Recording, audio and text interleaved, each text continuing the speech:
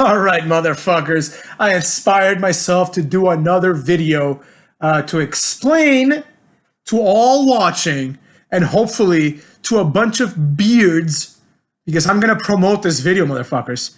Not now, probably, but down the line. I'm going to paste this on fucking neckbeard forums, starting with those incel websites or whatever the fuck they talk at now, to explain what real charisma is. Now, with that being said, there are different types of charisma, right? There is the traditional, like John Cena, The Rock charisma, which is, you know, the one that we think of as charisma. Like, oh, this guy's like engaging, he's interesting, and, you know, like he makes me want to listen to what he's saying. Then there's what I like to call silent charisma. Like, not what I like to call, it's like actually a term, I think, but basically like a Batista or a Goldberg charisma, where it's just based on their physical appearance. Like if they speak, it falls, right? Because it's just their presence, right? Presence. We should even call it charisma. There's charisma, which is John Cena and The Rock, and presence, the likes of Goldberg and Brock Lesnar and things like that, right? Where you're just like, shit, man, that's a cool dude. You know, that's all. You just look at it, you're like, that's a cool dude. Now, because these two types of appeals are, in my opinion, easily discernible, they get a lot of imitators. There are a lot of people out there who try to be charismatic, who try to be cool, but it comes with a set of attributes, right, that you either have or you don't have, right? There's videos all over YouTube trying to explain, oh, what is charisma? How can I be more charismatic? How can this happen? How can that happen, right? The answer is very simple. The only way to be charismatic, and trust me, take it from me, motherfuckers, you know what I'm saying? Charisma personified. The only way to do it, in my opinion, is to, number one, be yourself, right? If you are charismatic or have the capacity to be, you must be yourself. Now, you can be an exaggerated version of yourself when the situation calls for it, right? But you have to be comfortable with what you do and who you are, right? If you're not, it's going to come off as bullshit, right? And I'm going to give plenty of examples of what I call bullshit charisma and what is real charisma, all right? There's people out there that will try to imitate the stoic badass, like, oh, like presence thing, but you either have it or you don't. That one, you cannot do anything about that. That's just 100% innate. You either are that person or you're not. And as you will see in the examples that I will use off the top of my head, it doesn't even correlate exactly with being like big and strong and intimidating, because there's plenty of people that are intimidating that don't really have like that huge physique, right? There's people out there that are just charismatic in presence, and some rare breeds are charismatic both in presence, meaning how they carry themselves, and how they speak. This is a rare breed. This is someone like John Cena or like The Rock, right? More so The Rock than John Cena, right? So there's that. Now, in wrestling and other forms of media where charisma is important, like maybe acting or like being like a talk show host, right? There's a lot of people who are trying to be clever, be funny, and not really be who they are, not be who brought them to the dance, right? These people oftentimes fall flat. Now, of course, they will still have some people that think they're awesome and charismatic, and that's the pet peeve here. That's the real purpose of this video. When we conflate real charisma with bullshit charisma, because we're told this is charismatic, this is a charismatic guy. So I will now start using some examples to point out what is and is not charisma, as I think this is the best way to understand it. And then maybe in the end, motherfuckers, if you stick around, I'll give you some tips on how to do it. So here we are. Let's talk about wrestling, one of my favorite things in the world first, right? So we have different types of big people in wrestling. I briefly mentioned someone like Batista, who has crossed over successfully, in my opinion, into a mainstream role in media, period, entertainment, right? He is an actor. He does movies that are on theaters. And in my opinion, he's one of the most charming people in the movies. He's one of the most charismatic and presence-driven people in all of his movies, right? Nobody really gives a shit about Guardians of the Galaxy, right? Nobody cares about, like, well, Chris Pratt's pretty cool because he's a Gadsden flag wearing like conservative, so I dig him. But nobody cares about like Zoe Saldana, whatever the fuck her name is, or that raccoon thing. Nobody gives a rat's ass, or Vin Diesel as Groot. Vin Diesel's an example of someone that has no charisma, but is just a big guy. So Whereas Batista, you're like, oh shit, man. Like, ask yourselves, why didn't they cast Batista as the voice of Groot and have Vin Diesel play the Batista character, whatever the fuck his name is, right? The reason is very simple, motherfuckers, because they see, you can look at Batista, you can be like, damn, that's a cool fucker, man. And sometimes you can't even explain it. It's just his appearance, the way he stands, the way he carries himself, screams charisma, right? Now, let's contrast a Batista or like The Rock, taking away, discounting The Rock's, like, verbal skills, right? And just looking at him as a physical specimen, right? Like back in the day when he would have interviews with Michael Cole, he could just stand there looking confident. You can just smell the confidence of this guy. Now let's compare him to, I don't know, from wrestling, Tomko. Remember Tomko, motherfuckers? That guy had zero charisma. And the reason for that is because he just does not have it. There is no presence in this guy whatsoever. You see him and you're like, wow, this guy's boring. Like, yeah, could Tomko beat the shit out of most people? Of course he could. Or Gallows in wrestling. Zero charisma. This guy has absolutely no business ever cutting a promo, ever talking at all, right? He has no charisma, man. He's not interesting. Now let's compare these big guys with no charisma to more intimidating people in entertainment that are not known for their physiques or for their strength. Just to illustrate that presence has nothing to do. Where was I, motherfuckers? Another video started uploading as it seems to happen when I'm recording these videos. But anyways, I was gonna compare these two big dudes with charisma. And look at me picking up right where I left off, motherfuckers. Look at that flow. Almost like Biggie Smalls, except with rants. I'm the Biggie Small of rants, fuckers. So anyways, compare two big bumbling idiots like Festus, aka Gallows, and that idiot Tonko, with someone who is filled with presence, but does not have the physical intimidation factor of those guys. For example, Ron Perlman, the actor, motherfuckers. Remember Ron Perlman from Sons of Anarchy and a bunch of other things? Now this guy, when you see Ron Perlman and he speaks, you're like, oh shit, man. This guy has presence. You're like, fuck, I want to listen to what he's saying before this guy murders me for some reason. De Niro, Robert De Niro, not anymore, motherfuckers, but when he used to be an actor, he had presence. You're like, damn, dude. De Niro is believable. Al Pacino even. They're believable in their roles because of that presence, right? Like, even though Al Pacino is a tiny, tiny guy in Scarface, right? The way he carries himself, he looks like a savage. Pretty much anyone in a Scorsese film, by the way, every Scorsese film is the fucking same, but whatever. Everyone in those movies has a presence to them, right? And that's what makes that presence-driven charisma, that silent charisma, right? Like, obviously, you know that Tomko can beat up Ron Perlman, who's like 75 years old, right? But it doesn't matter because it is believable. It is just by looking at them, you can be like, damn, man. Like if both Tomko came and Ron Perlman came to me and said, and they were my friends, and they said, Hater, we need you to help us hide a body. I'd be like, I'm not helping you, Tomko. I'm sorry. I feel like you're going to get caught, But I'd help Ron Perlman because I'd be like, shit, man, you're my friend, dog. You know what I'm saying? And it feels like you'd get away with it. It just feels I'm sold, motherfuckers. I'm sold. You understand what I'm saying? And going back to Vin Diesel just a little bit, he embodies him and the entire cast of Fast and Furious, except for The Rock, who pretty much saved that bullshit franchise, right? They embody like that negative vacuum charisma. No one there is cool. Like my number one pet peeve with Fast and Furious and with, things that are quote unquote cool now is that they're not fucking cool, right? Let's compare the cast of Fast and Furious, including Paul Walker, rest in peace. He was a decent dude, man. I like that guy. But let's compare these idiots to, I don't know, the cast of Ocean's 11, the 2002 version, right? With like George Clooney. I don't even like George Clooney, but like, just look at that, right? If Paul Walker and Vin Diesel came to me and said, Hater, we need you to be our wheelman in our next heist, I'd be like, well, despite the fact that you've completed 6 or 7 successful heists in succession, I have no faith in you two motherfuckers, man. You do not feel like leaders. You do not feel like you're cool enough to pull this off. Whereas if, I don't know, Don Cheadle and Brad Pitt and Matt Damon came to me and said, hey, man, we need you to do something for us in the heist, I'd be like, let's do it right now. I don't even need to be told what it is. I know it's going to work because they're so cool that I'm like, all right, it's going to make sense, right? There is an element to it, right? So that's the difference. Things that used to be cool are no longer cool. And now we are family.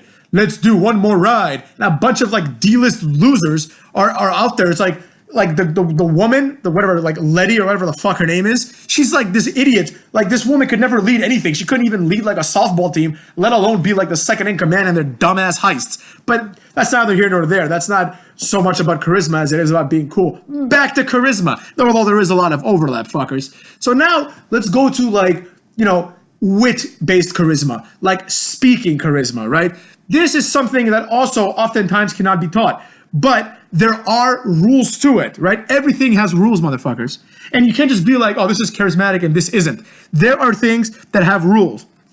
And one of the rules, like I said earlier, is to be yourself, right? You can tell a phony a mile apart. Like, if you're someone that is true and real and someone that says it like it is, like me, for example, you can see someone like Kamala Harris and be like, this woman is like a complete phony. Like, there's nothing about her that is appealing at all. She's like weird looking. I can't even tell how old she is. It's fucking strange. She's not attractive like they keep saying. Oh, she's like this attractive woman. She's not at all, right? And she's fake as shit, man. Whereas even if you compare her to someone like Donald Trump, right? He is what he is, motherfuckers. You can love him or you can hate him. But he is charismatic as fuck. Because when you hear him speak, like you chuckle, you laugh, and you're like, hey, that guy, he's kind of cool, man. Even if you hate him, I know you think it. You see it and you're like, oh man, that's a cool dude. He's not like this fucking nerd, right? He's not a nerd. So that's kind of the next level, right? Being yourself. You can accuse Donald Trump of a lot of things, but he is himself. He is what he is. He's not pretending to be something that he isn't. He is the guy that says grab by the pussy, right? And guess what? A lot of us say that kind of shit, but he doesn't hide behind it. If like Bill Clinton, who is a cool guy or who was a cool guy, as soon as he got caught with that Monica Lewinsky bullshit, I remember that when I was a kid, right? He was like, oh, well, oral sex isn't sex, and all this stupid bullshit. Nobody wants to hear that garbage, man. People want someone to take responsibility and be themselves. It's like, you did it. We know you did it. Just fucking own up to it, man. So that's another level of what charisma is, because when you are not yourself, people that are good at trained or are good at this will be like, there's something isn't right here. So now, delving a little bit deeper into that, right? We have people like the parallels and the overlap between being yourself and confidence is like almost a one-to-one equivalency. That's what people don't, that's the secret to being successful with women, to being liked, to being social, to being charismatic. It is a function of these two variables. One, being yourself, and two, confidence. And nothing can gain you confidence more than being yourself. You can get the Nobel Prize tomorrow. You can win the Super Bowl, and you will not be confident if you are pretending you are something that you are not. Because at that point, you are prostituting yourself, and you are being something that you primarily don't want to be, because that's not what you are. Do you understand what I'm saying, motherfuckers? Right? So a perfect example of this would be The Rock, right? I don't know The Rock personally, right? But if you look at The Rock in the 90s and early 2000s when he was in WWE, right? He was a completely different character than the character that he plays now on like Instagram and all that stupid crap, right? One of them was edgy, cool, and charismatic. Now, who's to say who the real Rock is? I think it's the one from the 90s and the early 2000s, because that felt so natural and so real, and this is so, pussified that it doesn't fit who he was at all. Right? He's not that good of an actor to be able to play like a better role in WWE than what he is in real life. Now he's just like, oh, like positivity, you can do it. And that's cool too, man. But don't think I forgot, Rock. Don't think I forgot what brought you to the dance, motherfucker. And I love The Rock. I can't say anything bad about him, except for the following things, motherfuckers. All this bullshit that he's doing. Like, oh, like all this effeminate shit. What's up with all men doing effeminate shit now? It's the weirdest thing ever, man. In like 7 movies, The Rock is like some pansy, or he's playing some gay guy, or he's like wearing a dress, or a number of things. Then he has this cute little bromance with Kevin Hart. Oh, isn't it cute? No, it's not cute. It's fucking weird, man. Back in the day, like, when I say back in the day, I mean like as early as 2005. 2 grown men dressing up as each other for Halloween was not considered cool at all. It was fucking weird, and it still fucking is. No matter what people say. The Rock can go on lip sync battle and sing some like Taylor Swift song. Oh, it's ironic because The Rock's a big, strong guy. He's singing a girly song. It's not ironic. That's not cool, man. Irony isn't cool. Irony is fucking stupid when you do it to put yourself over in real life. Do you understand what I'm saying?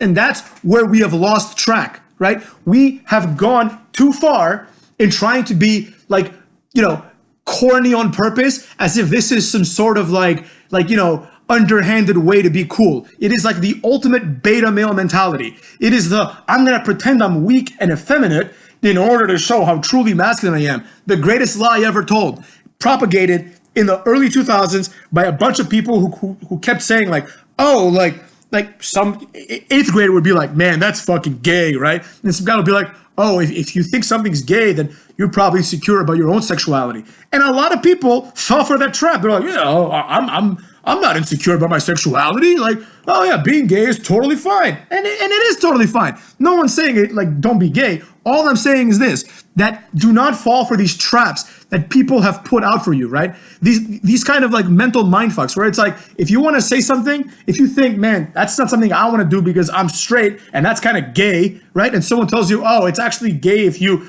don't do that because that kind of proves that you're insecure, but that's complete nonsense. The realities are this, man. Things are almost always as they appear to be. That's the number one lesson here when it comes to charisma and everything else. Things are how they are meant to be and how they appear to be. The person that bullied you in 8th grade did not bully you because he was insecure that you were smarter than him. No, he bullied you because you were weak and pathetic. That's the answer. Nobody told you that because they knew you were weak and pathetic and they didn't want to break you in half when you were in 8th grade. They wanted to build you up. And in trying to build you up, they have probably failed. And now you're someone who's maybe in their 20s, 30s or beyond that still gets bullied. You beard. Do you understand what I'm saying? The realities are this. If you do not learn to be yourself and be comfortable with yourself, then you will never, ever, motherfuckers, be the same again. You understand what I'm saying? So if we were to look at The Rock, back when he was himself, he just oozed charisma. Now, I can sense the falsehood, the fakeness of The Rock, where he's like now the host of some like Titan games, like, oh, you're giving it your all. That's not what The Rock's about. The Rock is a guy who takes an unsuspecting like victim, puts a t-shirt over his head, and then berates him for about 10 minutes as he conducts an interview on himself. That is what makes The Rock cool, right? That indifference, that like, I don't give a shit about you because I'm The Rock. And people buy into that. They're like, oh, he's The Rock. Like, he's cool, even though his character was really a heel. He was just bullying poor Michael Cole and Kevin Kelly for no reason. But we loved it because number one, it's fake, so we knew that like it's not in ill will, if you will. And two, it came off as awesome, right? That's what real charisma is. Now, for some examples of bullshit charisma, right? We have, I don't know, someone like everyone, like Kevin Owens, like in wrestling, since we're talking about wrestling. Kevin Owens in wrestling, zero charisma.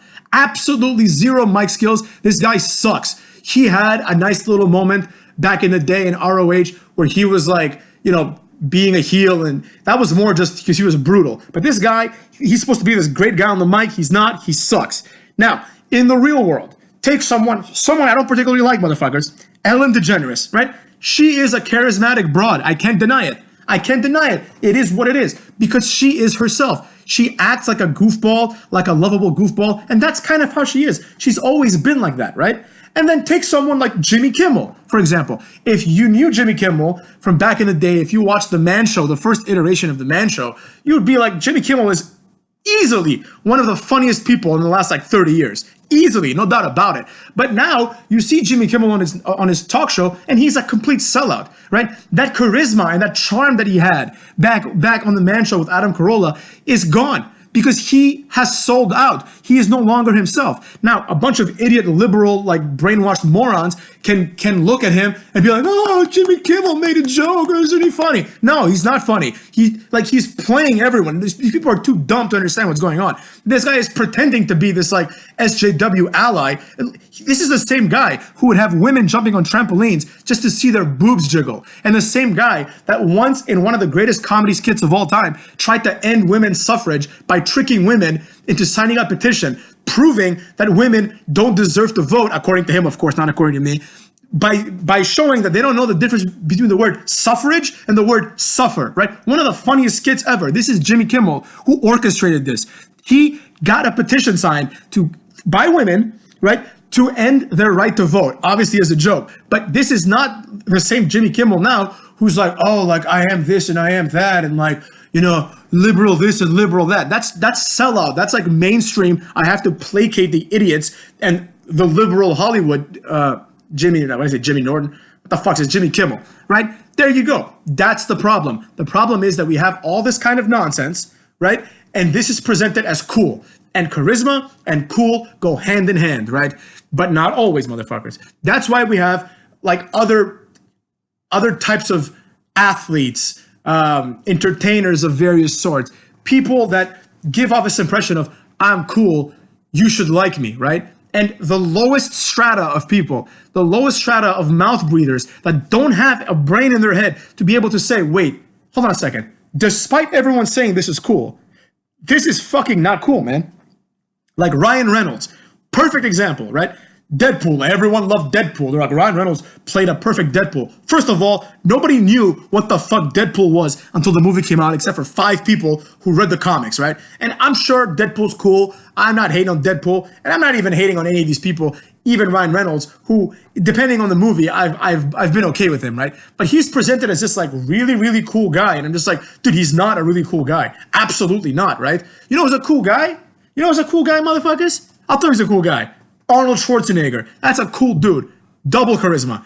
Presence, and he speaks, he talks like a retard, but he speaks with wit and charm, right? That's the difference. And look at what's happened. Like I said in another video, Arnold Schwarzenegger takes an entire movie to kill one predator. Then we get some cuck named Adrian Brody who kills like 50 predators in the first 10 minutes. And I'm supposed to give a rat's ass about this, right? Things that were once cool are no longer cool, and things that were never cool are now presented as cool, but guess what, motherfuckers? They're not. So that's my take on charisma. This will probably be a multi-part series because I didn't really get into the tips on how to be charismatic. I alluded to them a little bit. There's primarily one thing to do. Be yourself. If you're yourself, and like all these videos that I've made thus far, none of these have scripts. For the wrestling ones, I'll take some notes just to know what I'm doing. And I'm not trying to like brag or anything like that. Let's face it. We only have 90 subscribers right now, motherfuckers. But we are growing. Best believe. I have no doubt that I'm going to keep growing. And more important than that, just look at this. I'm producing these videos. I'm making like a 22-minute video. And all I'm doing is sitting on my computer and just talking freely, right? And a lot of people have messaged me and they have said, wow, man, like, how is it that you can just like, just talk about this? Like, do you write the scripts? Of course not. Because I know what I enjoy and I know what I am talking about. And therefore, I can just talk about it freely. That's all there is to it, motherfuckers. So if you want to be something else, if you're listening to this video because somehow you stumble upon this some bitch on YouTube typing what is charisma, right? This is what charisma is. Presence. If you don't have it, you won't have it. Forget about that. The thing that you can do and that you can work on and that people can work on, right, whether it be in wrestling or in entertainment or in life, is the way that you carry yourself socially, if you will, right? And the number one thing you can do is get confidence. And confidence has only one root, motherfuckers. It's not like reading some book. It's not taking some pickup classes, all that stupid crap. It is only one thing: being comfortable with yourself, accepting yourself for who you are. Hey, if you're a freak retard who likes to wear pinwheel hats, go ahead, man. Do that. But carry it as if it's cool. And never, ever let someone tell you what is and isn't cool. Nobody dictates what's cool and what's not cool unless it's you yourself or the fucking hater, motherfuckers. I am the arbiter of what's cool. So the next time you find yourself in an awkward situation that you've created and you find yourself thinking, damn, this is mad awkward, and then people look at you like, damn, you're an awkward fucking dude or an awkward fucking gal, here's what you do. The number one lesson of the day. Here's what you do. You look at them right in the face and you say, there's nothing awkward about this. I made a joke and it didn't go over well. Or I did this and I fell on my ass, right? There's nothing awkward about that. These things happen, motherfuckers. That's what you say. You might want to, omit the word motherfucker from it, but you understand what I'm saying. You address the awkwardness. One time I made a joke that did not go over well. And the table that I was sitting at with a bunch of people, most of which I didn't know until that day, right? This pall fell over the table. Like I had said something like, let's murder babies and eat them or something. I just made a bad joke, right? And they're like, wow, that's awkward. And I said, no, it's not awkward. You're making it awkward by being weird. All I did was make a joke. It didn't go over well, right? And I'm not going to, I don't feel bad about that at all. I'll make another 10 jokes. 3 of them might go over well. Hell, Maybe 0 will go over well, but I'm not gonna let you paint me as awkward. And more importantly, motherfuckers, I'm not gonna let you paint me as uncool. Nobody paints the hater as uncool. So there you go, motherfuckers. Take these lessons, whoever you are, not my 19 subscribers at this point. I'm sure all these motherfuckers are super charismatic. I've spoken to some of them and they seem like cool cats. So I'm talking about the random people that will one day see this video thinking to themselves, how can they be charismatic? Please forgive the wrestling references because that's what this channel is about at this moment. But take these lessons and figure it out, motherfuckers. Figure it out. And as usual, the hater has spoken and you can go and fuck yourself.